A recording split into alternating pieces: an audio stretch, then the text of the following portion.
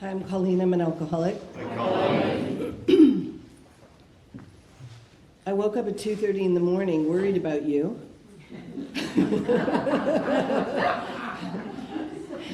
And I was like, stop it. That's just self-concern. You just need to get over yourself. My sobriety date is October 28th, 1988. I am a very grateful member of Alcoholics Anonymous, and everything I have is because of Alcoholics Anonymous. Everything I have. My home group is 1230 Doing the Deal Cotton Tree, and I just want to thank the committee and everything that they did. It's amazing, like these and the food and the coffee and the organization, but it's the spirit of the volunteers and the kindness and the love that always gets my attention, so thank you for that. I'm asked to do steps 2 and 3 today. I'm a professional on this because I'm so willful. So if I looked at my 35 years of sobriety, you would title it, She Failed, She Got Up Again. She failed again. She got self-obsessed. She stole money. She had a $24,000 credit card debt. She did this wrong and this wrong and this wrong. She didn't tell her sponsor this, that, this, that, this, that. Concealed a great deal from the sponsor. We love doing that, don't we? Because she's going to talk about this AA claptrap. And who wants to hear that when he's in the room, right? That's all that matters is the guy, the money, the house, the career. And when I came in here, I had no idea what I was signing up for. I had no idea that this higher power was going to take my step work to heart. And it was like a hypothermic blanket for somebody who's dropped into cold water. We're going to remove it very, very slowly. And it was at 4 years of sobriety. I was at a meeting in Toronto, Canada. It's a Canadian accent you're hearing, not American, so stop asking me that. But I was at this meeting, and they talked about taking things from work, stealing things from work, pens, papers, because they're not paying you enough. And they weren't, right? So I had no idea that I really needed to take very seriously the insanity of step 2. Because if you asked me, are you insane? I'd say, well, I came from an alcoholic home. It was insane. It was my responsibility to call the police on a monthly basis to stop the violence in our home. It's his fault that I'm so messed up. And that blame-o-matic brain is so dangerous in here. And the blame-o-matic brain can go on for 14 years of sobriety. I'm here to report that, that's for sure. And that's because self doesn't want to die, and self surely doesn't want to let him off the hook. Nobody's getting off the hook, right? So I'm still carrying the insanity of my mind easily the first 20 years. I'd even say up to 25, I'd even say up to 30, I'd even say up to 35, to be honest with you. That's the absolute truth. I have an ability to help others, and I'm really good with walking you off the cliff, but I can't always walk me off the cliff. And that's why helping you is so crucial, because I'm talking to me. Oh yeah, what does it really mean to give my life to a power greater than myself? It just sounds like it's going to be a bad deal, and I'm going to end up not being able to be cool and slick. I'm going to have to zip up into some religiosity, and it's going to be boring and dull, and I'm not into it. It just seems like a drag. Isn't it funny how God's will feels like a ripoff? It's like, it's going to be a ripoff. I know it's going to be a ripoff, you know? And so there's no way I'm doing it. There's no way I'm doing it. The only reason I did anything in this program is because of pain. Because self-will eventually will get you. Whether it gets you at 40 years of sobriety or 50 years of sobriety, it's coming. It's coming. And the reason is I possess an abnormal mind. The book talks about that. I thought that was a bit extreme. That's a bit extreme. I've been to university. I've accomplished things in my career. People like me. I'm okay. Abnormal minds. But you get into the guts of what insanity really means, and you start to go, okay, you're not healthy and well-adjusted. You're just a really good actor. And I'm a brilliant actor. In fact, that's the industry I went into. I figured if I could go into that industry, I could get all the money, power, and prestige, and then I'd be fine, thank you very much. But this higher power takes things a bit differently. And my sponsor would always say, how do you know that's what God wants for you? And I'm thinking, I don't care. I don't care, you know? And so that's the mind that we're talking about. We're talking about a level of arrogance and a level of grandiosity and a level of dishonesty that is putting me into the emergency ward at 5 years of sobriety with panic attacks and ambulance. I'm also in the ambulance at 10 years of sobriety with a panic attack and 12 stomach specialists. 14 years of sobriety, back in the ambulance, and the crazy and the crazy and the crazy. And I can see you guys shaking your heads because you know exactly what I'm talking about. You know, my prayer this morning is for the person in here who's in that dark night of the soul and is lost in the ferret cage of alcoholism, the disease that centers in the mind. And that ferret cage is like a big matrix, and the ferret's going this way and this way and this way and this way and this way. It's all unmanageable because the ferret, the disease of alcoholism, is so interested in its own plans and designs. The book calls it my little plans and designs. I call them fabulous plans and designs. They are magnificent. If you saw them, it's all about the glorification of self. It's all about the ego's plan. And I had no idea, and I mean no idea, that the real problem was my mind. I thought the real problem was the outside world. I was convinced it was the outside world. I certainly was convinced it was my father and that alcoholic home and the trauma of that. And that's all very real, and that needed to be looked at, and that took a very long time to work through. I saw a psychiatrist for 8 years every week in Canada, under 10 years of sobriety, right? And I'm really glad that I did all that work, you know, to try and look at where the bullets were coming from. Why is it that when I'm in a relationship with a man, all I can think about is, if you hurt me, I will slice you. If you have an affair on me, darling, you will last 2 seconds flat, maybe 1. I'd be so gone in a split second, I'd be in my army tank. Because I was never, ever, ever, ever going to be a victim like my mom. And my father had the affair. And my father had the child with the woman. And I was in the car that night when Mom goes to confront, and we end up in this tiny car accident. And the woman drives us home. She drives us home. The mistress drives us home. What kind of level of insanity is that? It's just crazy. And I have 1,000 stories that I could report to you about the crazy.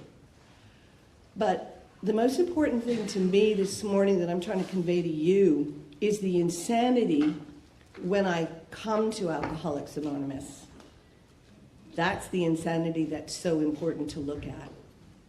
And it's only in hindsight that I can look at it and go, ooh, whoa, what was going on there? Ooh, whoa, whoa. And the insanity was, you have to do the steps, I don't. This is a sexist, outdated book, that's for sure.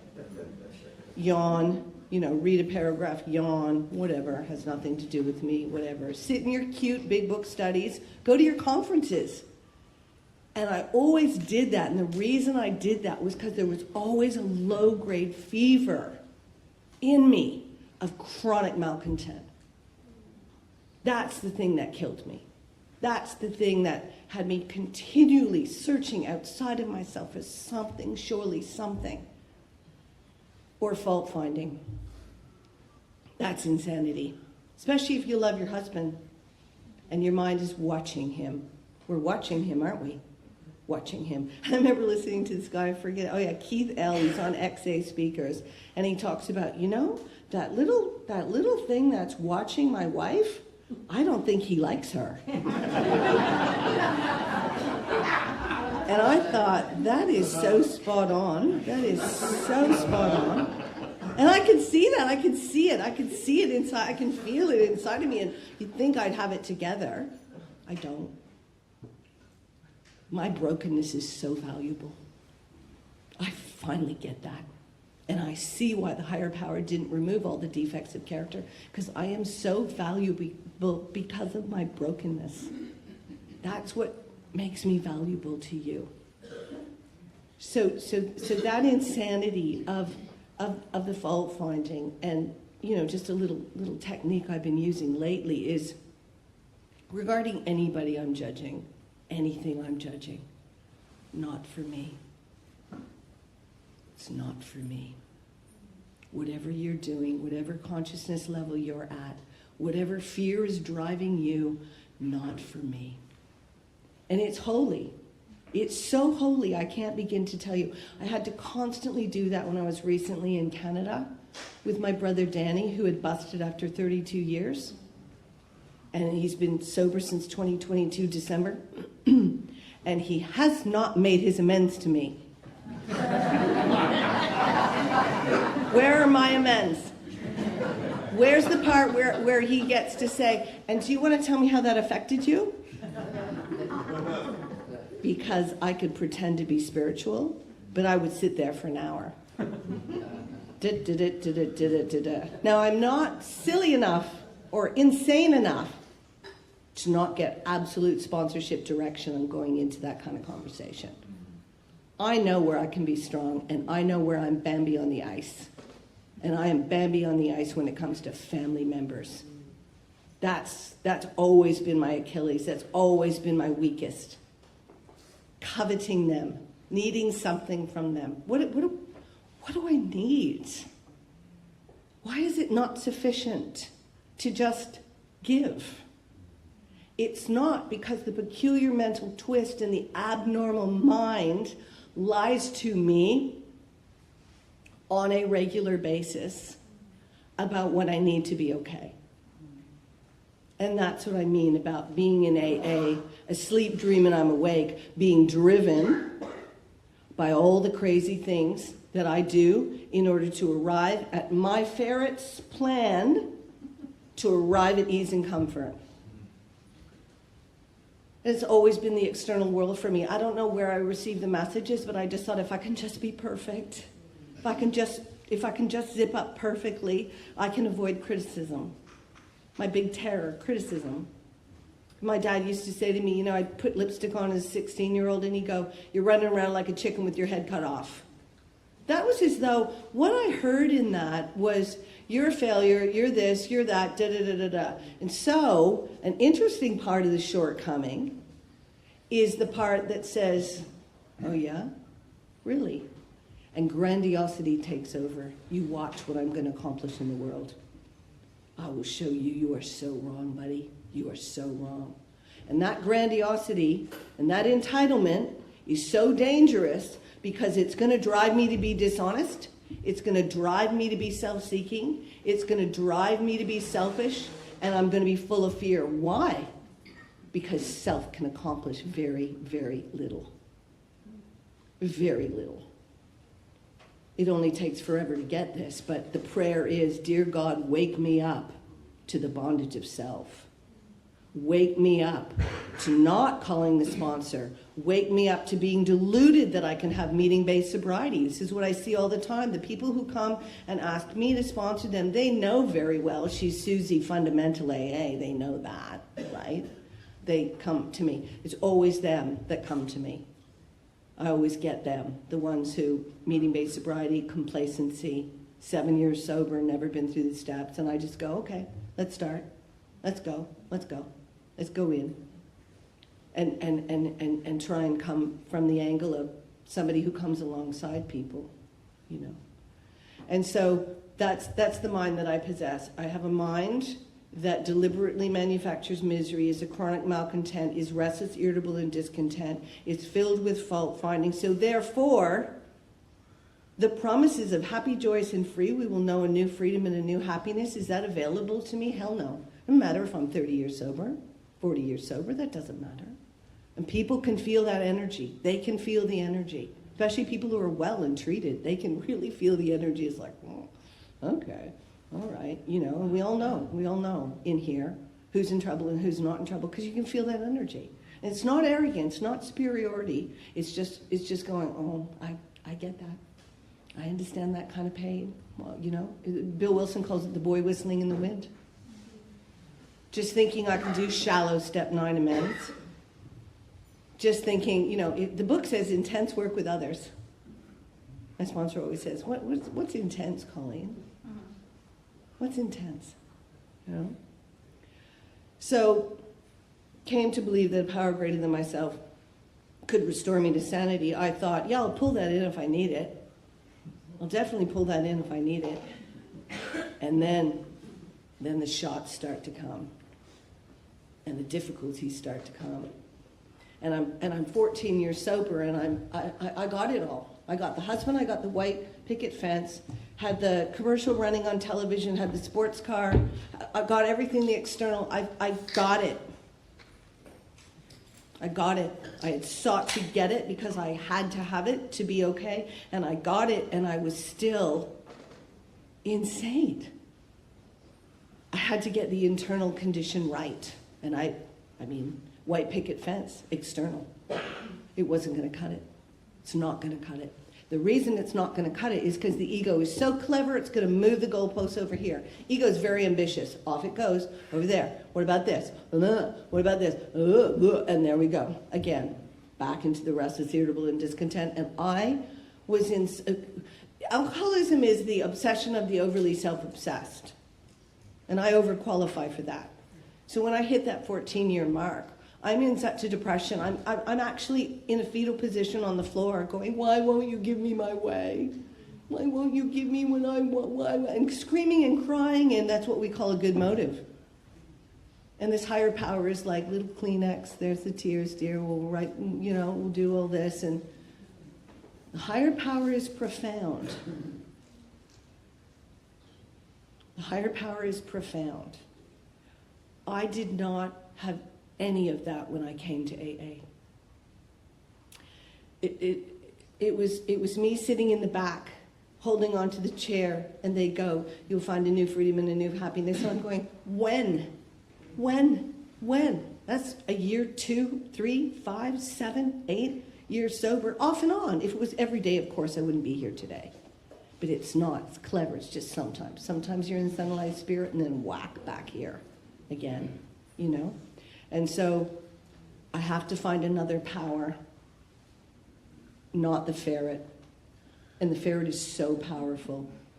And the ferret was there at 2:30 a.m., by the way, just to let you know what was happening with 2:30. The ferret was there. And I was trying to put on an AA talk, but they were stimulating me too much because they were talking about step 2, and I knew I was talking to you. I was like, and this, and you'll tell them that, and I'm like, God, I got to get this off. I can't take it. I can't take my mind, the ferret, right? And so I'm crazy at 2:30 a.m. And so I just lay there, and it was just, be still and know that I am God. Be still and know that I am God. And that's coming from someone who, when I first came to my very first meeting in Jamestown, Bloor Street, Toronto, I looked at your steps and I saw the God word and went, no way, no. This is not full circle from that Roman Catholic Church where we were meant to, go to church every day. We had to go to church every day, can you imagine? And we had to go to church every day at the school, and I was at the back of the school smoking pot. I mean, that was absolutely crucial, right? And I really was like that. I looked and went, stop it. I thought I had been able to dodge that. I thought I could dodge that, And then over and again, sponsor, have you prayed to God today? It's just like, oh my God. These guys and their God stuff, like, give me a break, give me a break on the God stuff. But you really start to go in, on the higher power. And you say to the higher power, reveal to me you. Reveal to me what it's like to live 30 minutes without listening to it. Protect me from my mind. My prayer is save me from me. It's only going to be this mind that's going to say it's a really good idea to pick up the drink. That's the truth about alcoholism, is the voices come from inside the house. The calls are coming from within.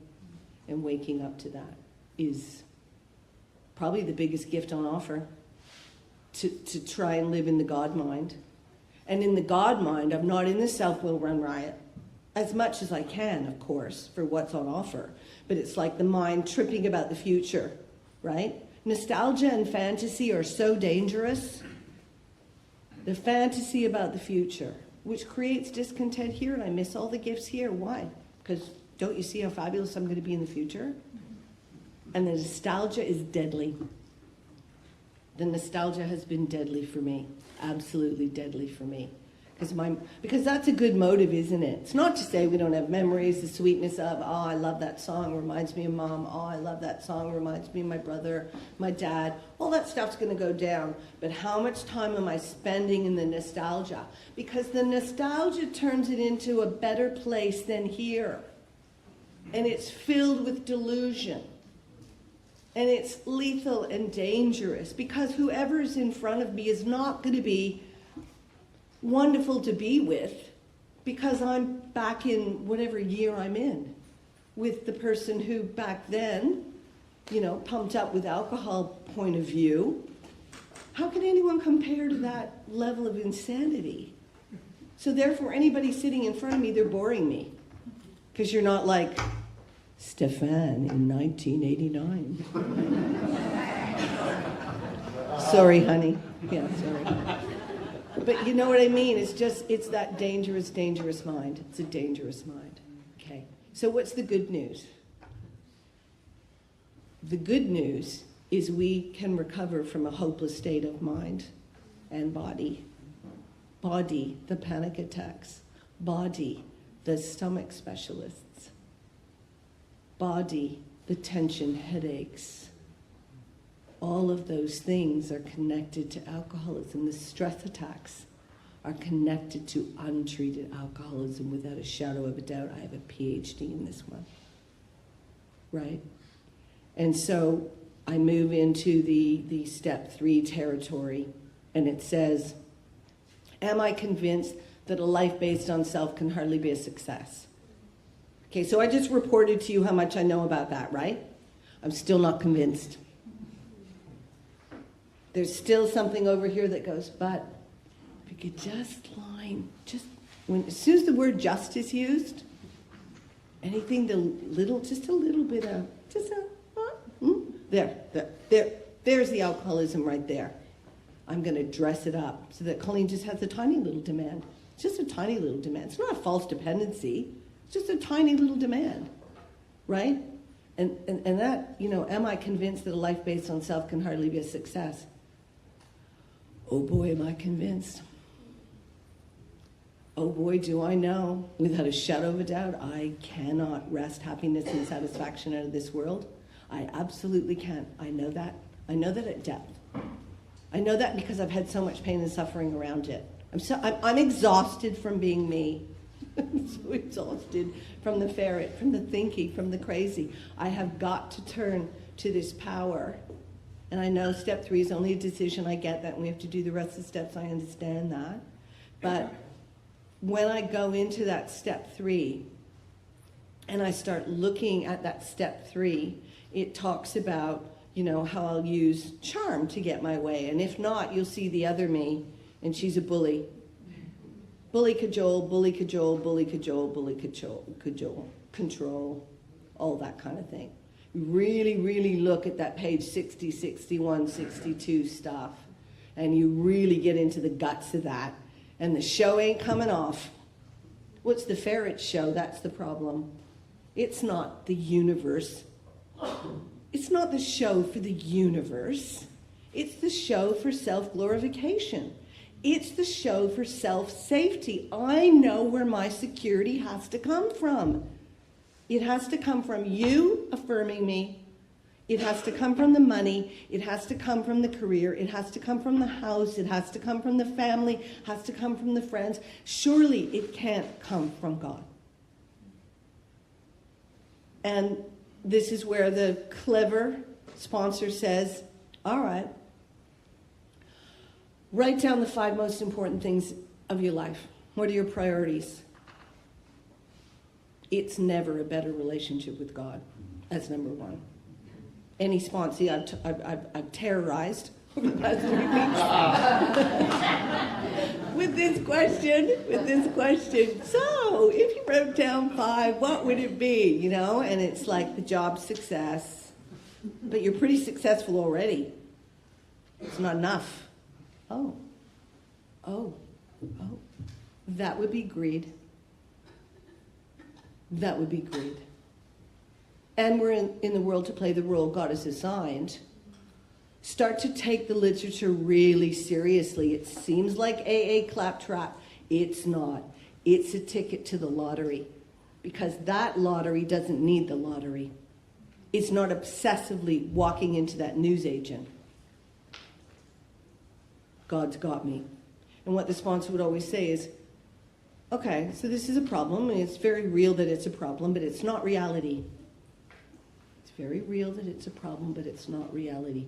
So, if God was in charge of your life, what kind of problem would it be? If God had you and you trusted God, what kind of problem would it be?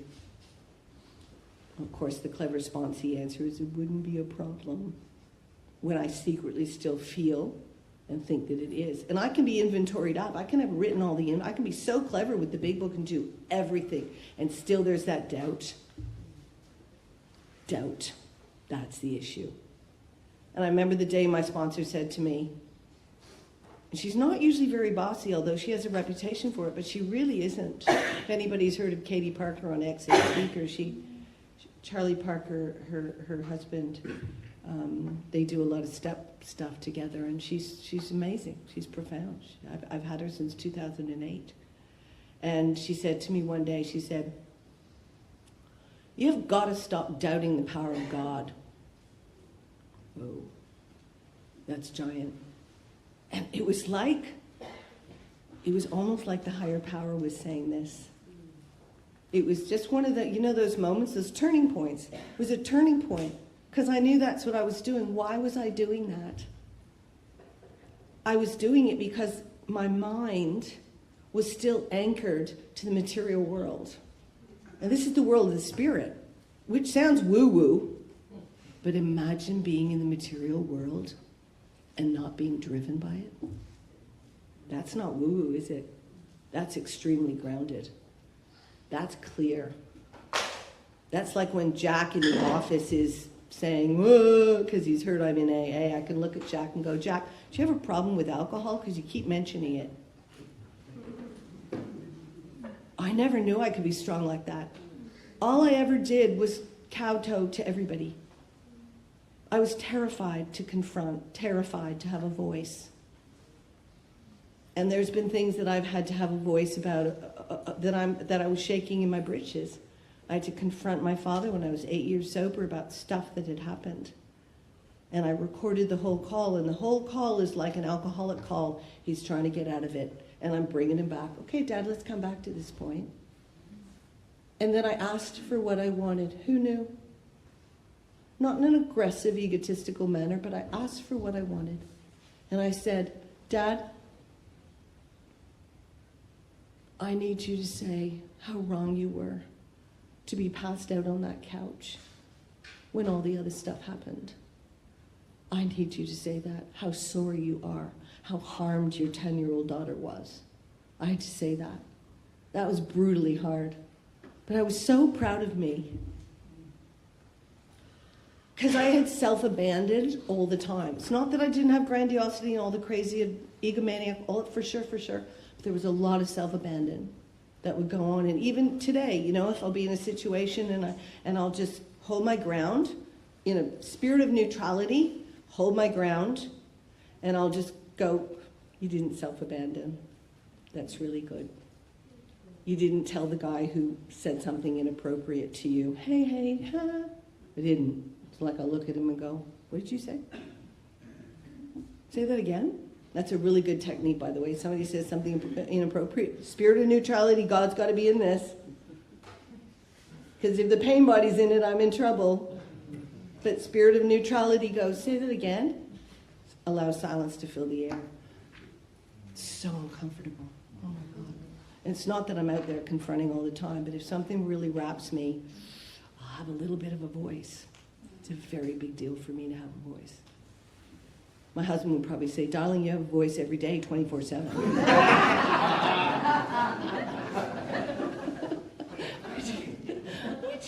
Which is also true. You all know that's also true. Mm-hmm. Stop having a voice. But yes, step 3, getting into the prayer. I love it. It says after the prayer, we thought well before taking this step. Bill's a salesman. That'd be the way I do it. Little weasel con artist, Coleen. It's the way I do it. Come on, Swansea, over here. Let's get down on our knees. Okay, thought well. Did you think well? No, Coleen. Okay. So now I started reading that to them before the prayer. But that prayer, living in the world of God, number 1 priority, relationship with God. Hour on the hour. That's not easy. It's just not easy. And the terror of the future, because we're all going to end up in a dark place, old, rejected, and abandoned. That's what the future's going to be. That's what the ferret says. Right? And it's like, how am I going to trust? How am I going to trust this God? And my sponsor said to me 2 weeks ago, in the spirit of step 7, I want you to apologize to the higher power for doubting again. Because God's always taken care of you and protected you. And I'm like, well, that wasn't the case when I was 10 years old, so therefore it doesn't apply. And that's a mystery. I don't know the answer to that. All I know is when I act and work on developing the muscle, I have to activate the muscle of the conscious contact. I can't just land into a meeting and expect it to be there. It's not always there, is it? But activate the muscle to have this relationship with this God. What am I doing? What is my step 11 practice? What is my step 10 practice? What is the honesty with my sponsor? That's a huge deal. And who am I helping? I think who am I helping is 1,000 points. I think for every sponsee, there's 1,000 points.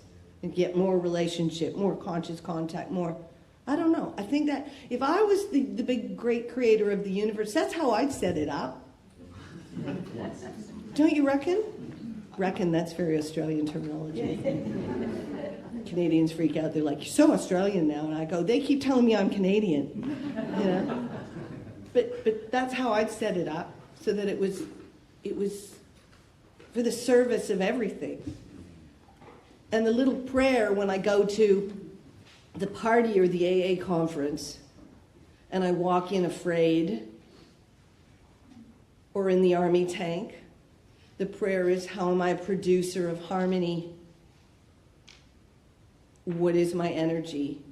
Or am I self-protecting one more time? Because I'm not going to dare go near the hostile person. I remember my sponsor gave me a direction. She goes, I want you to go up to the most hostile people in Alcoholics Anonymous and try and help them. And I'm like, and then this Suzanne girl's in my car, and she's changing all the radio stations in my car and saving them to her liking. I'm just giving her a ride home. True story. And I didn't have a voice at the time. I was like 8 years sober. I didn't know how to say, can you not do that? Which is what I do today. I go, whoa, you can never overestimate the self-centeredness of an alcoholic, is what I'd say today. You know? And so that third step prayer. have all of me, right? Dear God, I offer myself to thee. I offer myself to thee, to build with me and to do with me as thou wilt. Relieve me of the bondage of self so that I may better do your will. That's big stuff. That's really big stuff. And I've had to say it in the fetal position 1 billion times, and I meant it every time. That's the thing around here, is we do mean it. We're not fools. We can see the light in other people's eyes. It's all there, you know? And so signing up for that decision, you've all heard the 3 frogs thing. It's only a decision. This will have little permanent or no effect unless at once followed by a strenuous effort to face and be rid of the things which da-da-da. Well, you know that stuff from the book. And you'll be talking to a sponsee and they'll be heavily into it, Coleen, I'm heavily into it. And then all of a sudden it's like, well, I'm doing a challenge at the gym. What? Yeah, I'm doing a challenge at the gym. I'm going to be at the gym every day at 5 a.m. I go, well, why don't you do your step work at 5 a.m.? Right? You can hear lots of people are sponsors in this room, hey? Right? And so we heard it last night. The gifts of the program take us out. The gifts of the program take us out. And I've got one right now. I've got 2. I've got 3. I've got 3 of them right now. And I say to my sponsor, what do I do with these guys? Like, and she's like, don't police them. It's like, whatever. You're in shark-infested water. What am I going to do? I'm here.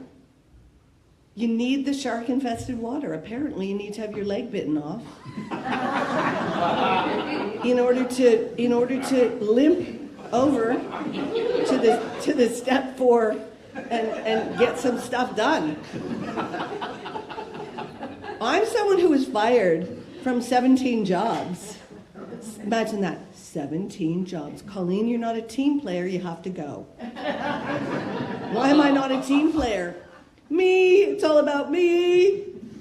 You know, not a team player. And so this step 3 feels more and more, and anybody with time here knows, more and more as we go on.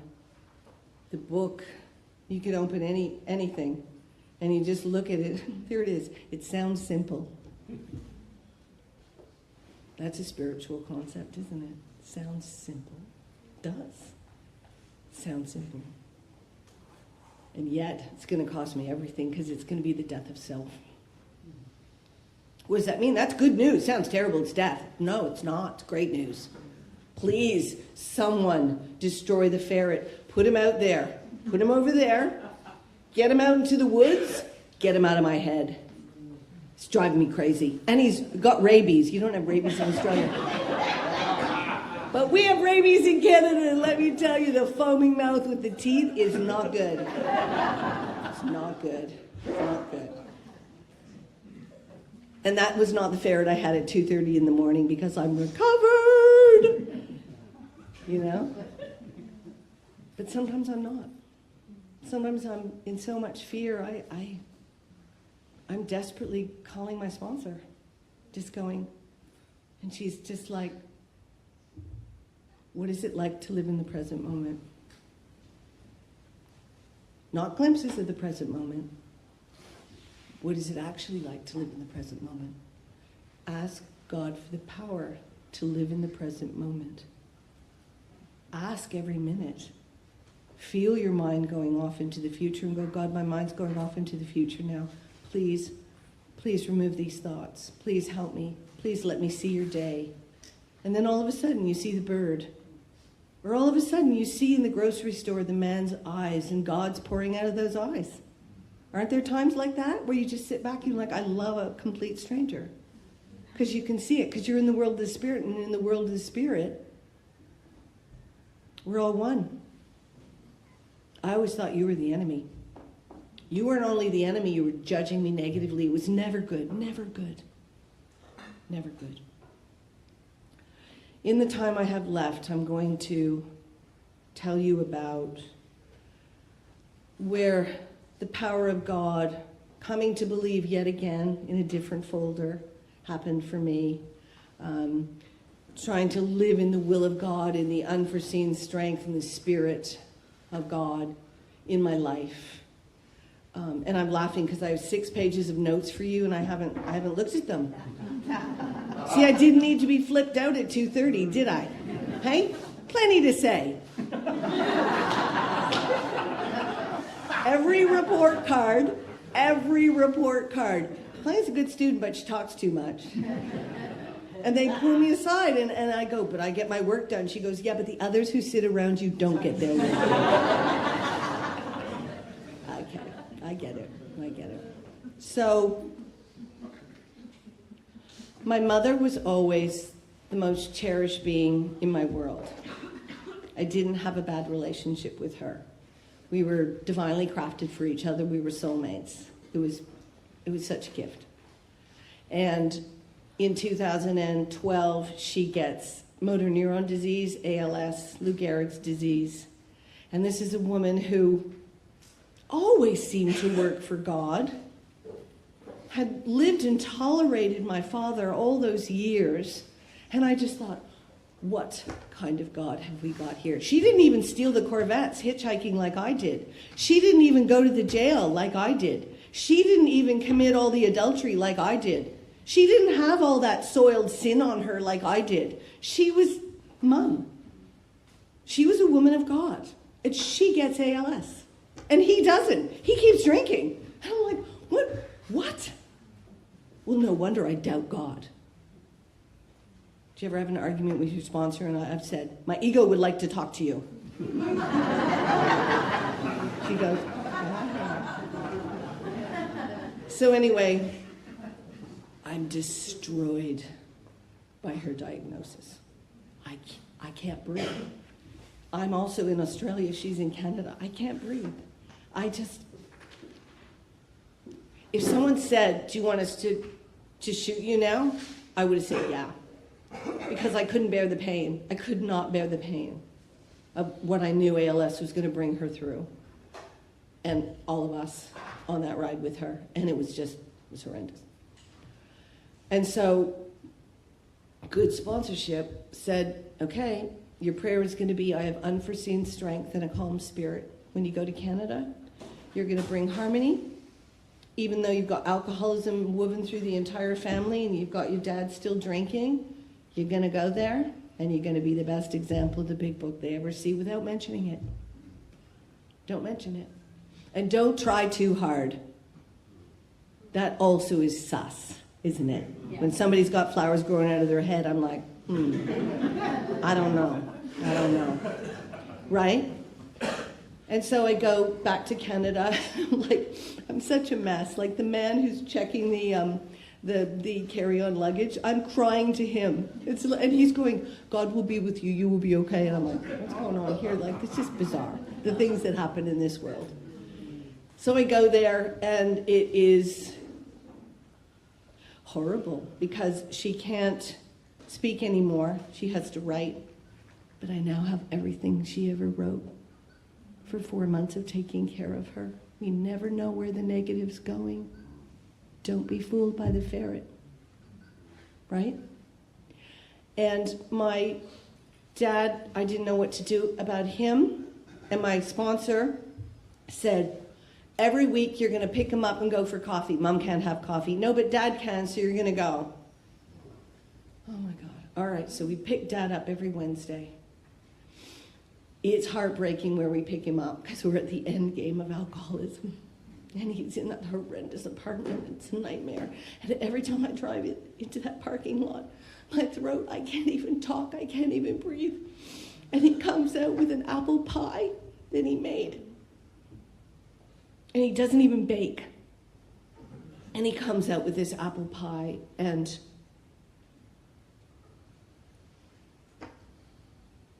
it was a holy moment.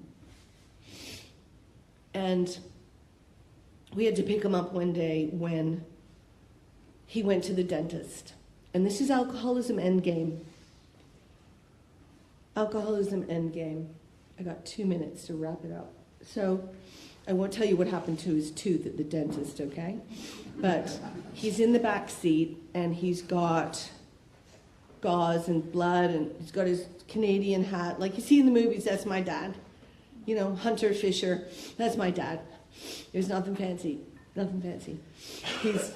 He's got alcoholism, so he's a broken man, but he's in the back seat and Mom's in the front seat. And I'm looking in the rear view mirror and I'm holding her hand and she can't talk to me. And I'm looking in the rear view mirror at him, and there was nowhere else I wanted to be. I didn't want to be on the stage. I didn't want to be on the TV. I didn't want to be at the Emmys. I knew that this was the most sacred place on the planet. Why?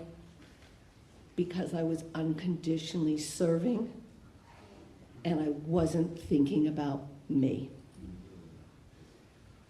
And it was the most holy moment of my entire life.